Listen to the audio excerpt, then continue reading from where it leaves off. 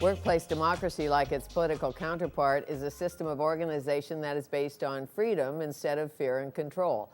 Bill Scott is an innovative business trainer who has a master's in business that he uses to help organizations big and small instill democratic principles in the everyday work world, a power to people approach.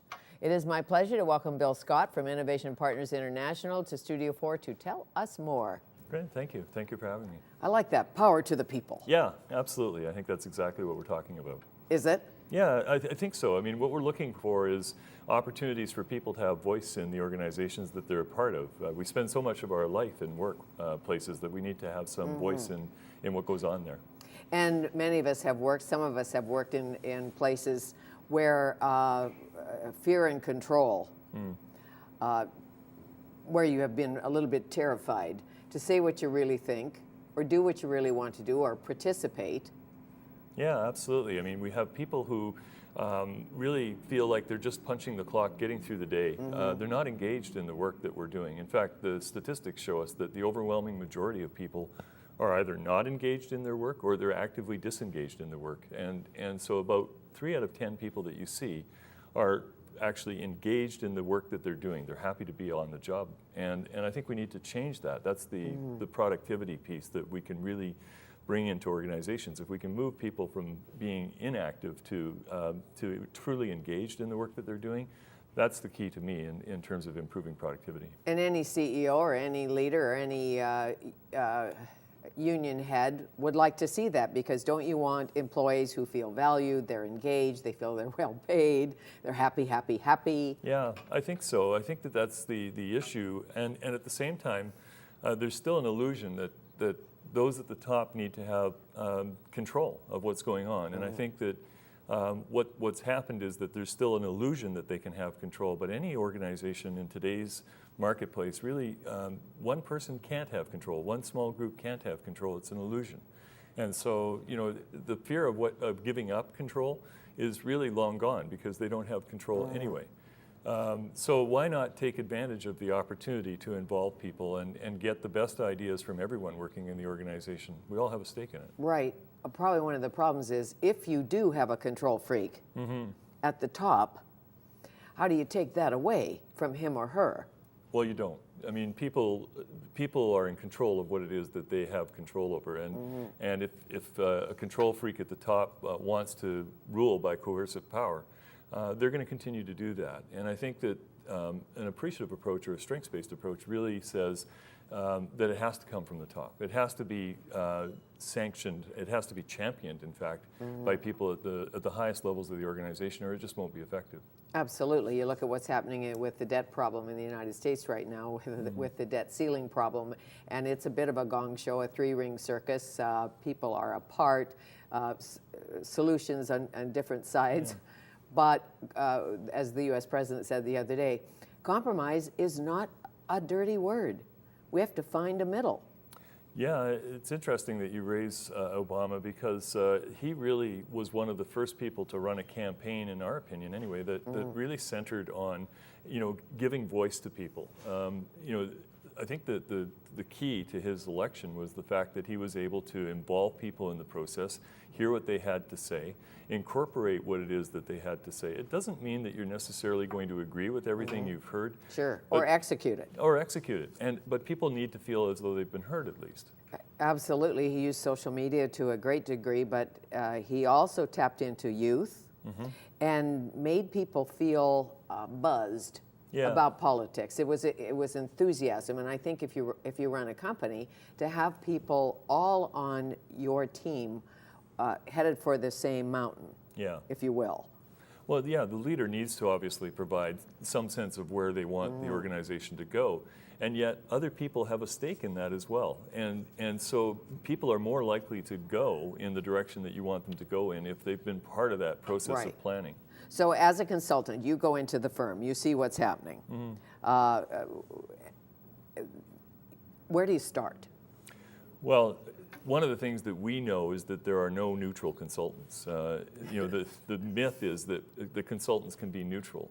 The reality is, as soon as we walk in, as soon as we make observations, as soon as we start asking questions, we've really set a change pattern in motion. If I was to ask about what it is that's not going well in an organization, for instance, I've set a pattern. I've started the change process. If I go in and ask you, what's working for you? What is it that you guys are doing really, really well? How can we build on that to make it even better? That's a different path. And so what we do is we go in and we start with that latter approach. We say, what is it that's working well for your organization? How can we help you to build on the strengths that you already have and to incorporate the hopes and dreams you have for the future? And do you start at the top of the chain in middle management, or do you start with the employee on the factory floor? Yeah, typically we're going to start with the team of people that the client puts in front of us. Right. Ultimately, what we hope to have is a broad mix of people. In fact, we've done many summits or processes where we've involved stakeholders in the organization, where it's not just people working for the organization, but suppliers, people who receive the goods that they're creating. In the social profit or nonprofit sector, it's volunteers and it's people in the community. So there's a whole variety of stakeholders, people who have an interest in what the organization is doing that fall outside of the organization itself. Well, as you know, in any business, there are many creative people and whose creativity is not tapped. No.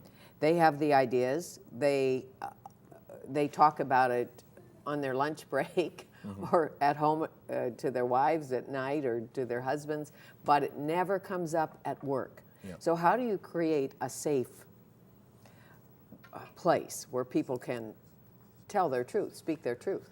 It's a process. If you've had a really toxic work environment for a long time, it's going to take some time to shift that culture. And it doesn't take a consultant coming in and saying, "Here's my magic wand, let me wave it." Right. We're on to better and greater things. It just doesn't work that way. Obviously, it takes time. And what we tell people is, you really have honest conversations with your folks. You say to them, look, in the past we've had difficult times. We haven't been the kind of company that we wanted to be. We don't expect you to believe that we're going to change overnight. We expect that we're going to have to show you what it is that we're going to become, and that's going to take some time. And you allow that process to begin and for people to engage when they feel comfortable about it. So as a boss, how much do you share with employees? Say the big boss comes to you and says, guess what?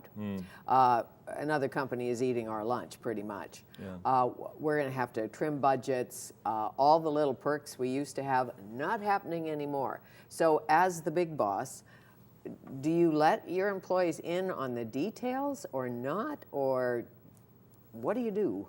I think it's dependent on your comfort level. I know from my own experience when I was an executive director, we had difficult financial times, and we had staff that said, we know that there are dollars in whatever because your financial statements are public knowledge. But to share with them the information in broad terms, because nobody wants to go line by line through your financial statements, but to share in broad terms, this is where we stand, this is where the dollars are going, this is why we have reserves, what they're for. To have that information out there and available to people, in the situation I'm talking about, was absolutely what we needed to do. Right. It let people know that there was a reason for the. And that I'm part of the process. And if you're having hard times, I'll help you with that. Yeah. Even if I'm a clerk, in the mailroom, I will still be part of this and all of the above. Yeah. Tell me about WorldBlu. Well, WorldBlu is an organization that looks for the most democratic organizations, across the United States and Canada. And we, as an organization, submitted Innovation Partners International as a company that is democratically run.